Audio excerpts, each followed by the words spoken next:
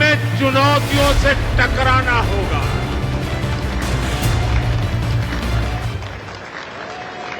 આપણા ભાવેણા ભાવનગરે તો આજે વટ પાડી દીધો. હા, હવે કરંટ આવ્યો.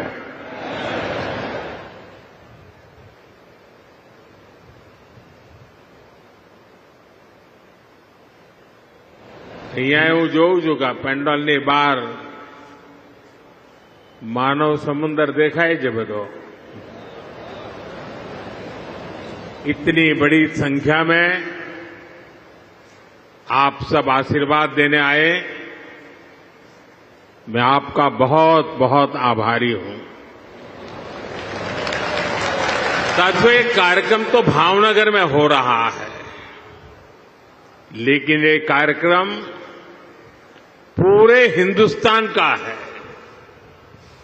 आज भावनगर निमित्त है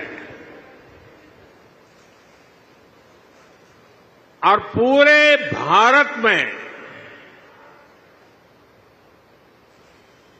समुद्र से समृद्धि की ओर जाने की हमारी दिशा क्या है, उसके लिए आज इस महत्वपूर्ण कार्यक्रम का केंद्र भावनगर चुना गया है. यहां एक बेटी कोई चित्र बना करके ले आई है, वहां एक बेटा लेकर के आया है. जरा इसको कलेक्ट कर लीजिए भाई. इन बच्चों को मेरा बहुत बहुत आशीर्वाद. Thank you. जो लोग लाए हैं, मैं आपके प्यार के लिए मैं आपका आभारी हूं. आपने इतनी मेहनत की. धन्यवाद जी. धन्यवाद बेटा. थैंक यू दोस्त. साथियों, भारत आज विश्व बंधु की भावना से आगे बढ़ रहा है. दुनिया में हमारा कोई बड़ा दुश्मन नहीं है. सच्चे अर्थ में अगर हमारा कोई दुश्मन है तो वो है दूसरे देशों पर हमारी निर्भरता. यही हमारा सबसे बड़ा दुश्मन है और हमें मिलकर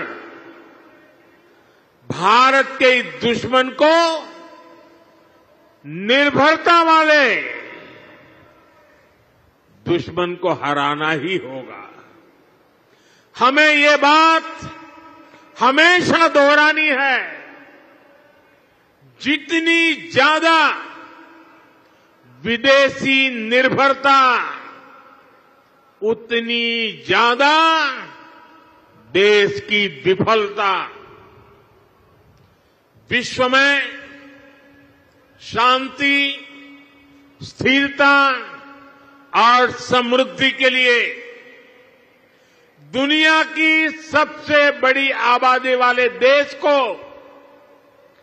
आत्मनिर्भर बनना ही होगा. हम दूसरों पर आश्रित रहेंगे तो हमारा आत्मसम्मान भी चोटिल होगा. 140 करोड़ देशवासियों के भविष्य को हम दूसरों पर नहीं छोड़ सकते. देश के विकास के संकल्प को हम दूसरों की निर्भरता पर नहीं छोड़ सकते. हम भावी पीढ़ी के भविष्य को दांव पर नहीं लगा सकते. और इसलिए भाइयों बहनों, આપણે ત્યાં ગુજરાતીમાં કે ભાઈ 100 દુઃખોની એક દવા. 100 दुखों की एक ही दवाई है और वो है आत्मनिर्भर भारत. आत्मनिर्भर भारत. लेकिन इसके लिए हमें चुनौतियों से टकराना होगा. हमें दूसरे देशों पर अपनी निर्भरता लगातार कम करते जाना होगा और अब भारत को आत्मनिर्भर बनकर दुनिया के सामने मजबूती के साथ खड़ा होना ही होगा। भाइयों और बहनों, भारत में सामर्थ्य की कोई कमी नहीं है, लेकिन आजादी के बाद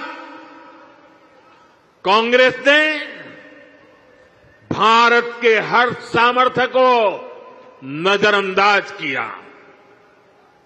इसलिए आजादी के 6-7 दशकों बाद भी भारत वो सफलता हासिल नहीं कर पाया जिसके हम हकदार थे।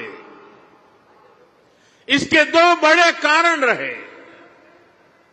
लंबे समय तक कांग्रेस सरकार ने देश को लाइसेंस कोटा राज में उलझाए रखा,